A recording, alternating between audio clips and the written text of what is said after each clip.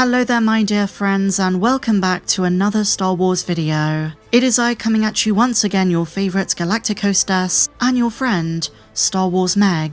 And today, the first issue of the Jar Jar Binks comic by Ahmed Best came out, and I have to say, I'm pretty blown away by this. You guys know I've been a big critic of recent Star Wars comics. I did enjoy the Kylo Ren run, which was The Legacy of Vader, but with Jar Jar, I think it was always going to be a 50-50 as to whether or not it was going to be serious and they were going to do something meaningful with it, or if it was just going to be kind of like a piss take, just playing into the whole Darth Jar Jar meme and maybe some of the less serious aspects of him.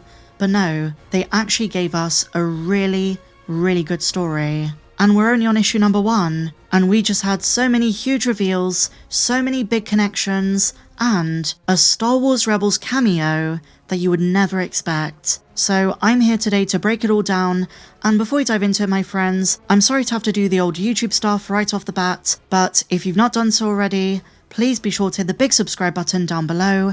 We would be honoured if you would join us. But no more jibber jabber, shall we dive into it? Let's go. So what I'm going to do is start with a summary, a bit of context as to where we are in the timeline and why it matters. So this is set during the Clone Wars, between episodes 2 and 3, between Attack of the Clones and Revenge of the Sith. And the main focal through line is Jar Jar Binks coming to terms with the consequences of granting Palpatine emergency powers. We've always wondered, did Jar Jar regret what he did? The Aftermath trilogy alludes to the fact he did, but until this comic, we never had a proper POV from his perspective, in his own words. And not just this, the comic ends with him realizing, along with Kelleran Beq, that the Supreme Chancellor, who is secretly Darth Sidious, is a very evil man. In fact, Jar Jar Binks might have been one of the very first to realize this, at least in terms of galactic senators. And with Kelleran Beq, they founded a network, which is going to be relevant to Grogu in just a minute, and this group was very covert, very hidden,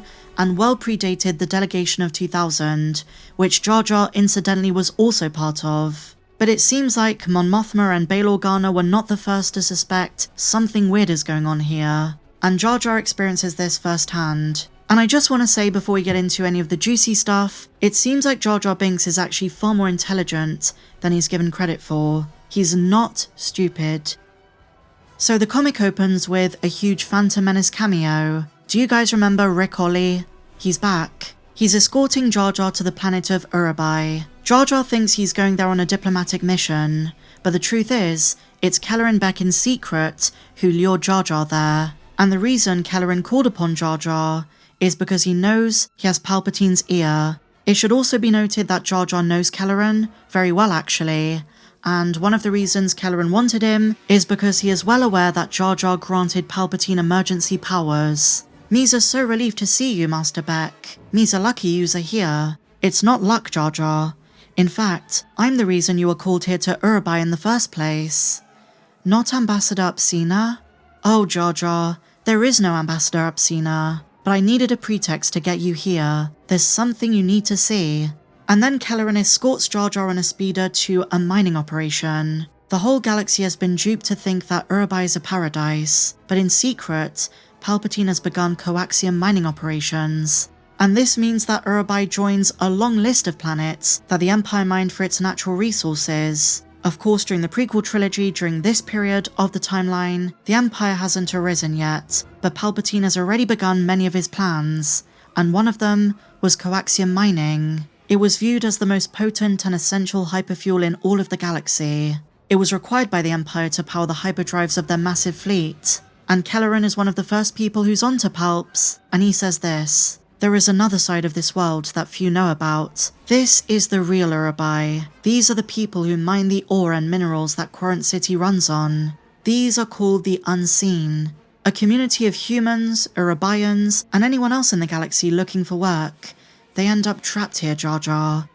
But how does this happen? The Senate guarantees the safety of all labor throughout the galaxy. Unfortunately not, Senator Binks, but the Urabine government can now legally work the Unseen as hard as they want, with no restrictions. And it's at this point, my friends, that Jar Jar realized he messed up. He looks over at Kelleran with sorrowful eyes and asks him, how? Through the new emergency powers you gave to Chancellor Palpatine. Jar Jar starts to weep. Misa did this. this is Misa's fault. And then Kelleran tries to console him. Kelleran knows Jar Jar did this in good faith, and he says to him, I need you to see what he was up to with your own eyes. Palpatine has put out a mandate to grow his newly formed Grand Army of the Republic, and with the amount of coaxium that he's mining, he could build a fleet of giant warships, or worse. And this is kind of a nod to us, the audience, that Kelleran is predicting Palpatine might use his powers for something more nefarious, like starting his own empire. In that moment, Jar Jar Binks realizes that Palpatine, a friend from his beloved Naboo, is no longer to be trusted. And this is when Kelleran recruits Jar Jar. He tells him, you can stop this by being a voice for these people. After all, you yourself were an unseen person back on Naboo. If you regret helping Palpatine get emergency powers, this is your chance to make up for it. What do you say, Senator Binks? Now the next few panels are where things get very interesting indeed. We get to meet Kelleran's main contact, who's been working with a local named Mira, and she ends up being the biggest cameo of the issue because she is Jar Bridger, Ezra Bridger's mother from Star Wars Rebels, and she reveals she's been using a new form of crystal to invent a high secure radio frequency. And so we see how this is a prelude to her broadcasts from Lothal, but it's also important because Kelleran says it's going to form the basis of a secret underground network, one that's going to connect how Grogu was rescued in Mando Season 3. But all of our heroes, including Mira, have to get out of there. There are 2 bounty hunters, both from the Phantom Menace, who've been sent after her, Aura Singh, and a deep-cut Rum Sleg. Kelleran and Jar Jar take Mira to Coruscant, and from there, she goes off-world, eventually ending up on Lothal. This is a crazy, crazy cameo I really didn't expect, but it shows us that well before Grogu, Kelleran was saving many other people throughout the galaxy. And because he's already onto Palpatine during a time like this, he was probably more prepared than anyone else for Order 66. And that's why I think he got to the temple to save Grogu so fast. And who was helping Kelleran? The Naboo, the secret underground network reintroduced in canon in this comic, which included Jar Jar Binks. Now the end of the comic gets even more insane. Jar Jar Binks confronts Palpatine on Coruscant, in his office. Thank you, user, for taking the time to meet with Misa. I always have time for my favourite delegate. What might I do for you since you've done so much for me? The planet Urabi. The Labour people are working very, very hard to mine for user. And the Republic is very grateful for all of their hard work. We've been able to secure a great deal from the merchants of Corinth City, though they do drive a hard bargain. Misa, sure that's true, but the planet is in danger of collapse. Yous have to help them. Well, as you know, Representative Binks, coaxium is the key to the new mandate. We need it to secure our future from any potential threats. Misa must insist we do something to help the planet. Remember, if Urabi melts down, then there will be no coaxium, Supreme Chancellor. Yes, a fair point. I will launch a formal inquiry into the safety of Urabi. A special committee and our best scientists will be appointed to survey and indeed stabilize the planet. Will that suffice? And the laborers? Can Weezer make sure they's are safe?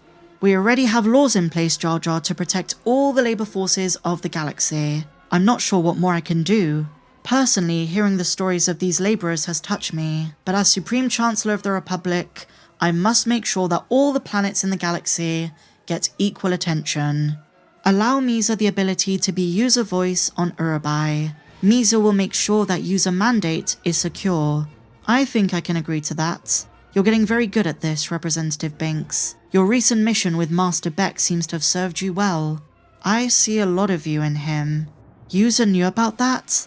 Senator, what kind of Supreme Chancellor would I be if I didn't? So Palpatine being very, charming and manipulative, but surprisingly Jar Jar sees right through this. In the final few shots, Jar Jar warns Kelleran that he thinks Palpatine is up to something worse than they think, and Jar Jar insists they begin their underground network immediately, a network of people like themselves who are unseen. And because Jar Jar is from Naboo, and because of the way this might connect to The Mandalorian Season 3 with Kelleran eventually rescuing Grogu, I reckon when the Naboo guard helped Kelleran, when Kelleran mentioned the friends he's going to introduce Grogu to, I reckon Jar Jar is one of them. This was an awesome comic, a rare win, but what do you guys think? Share your thoughts in the comments down below.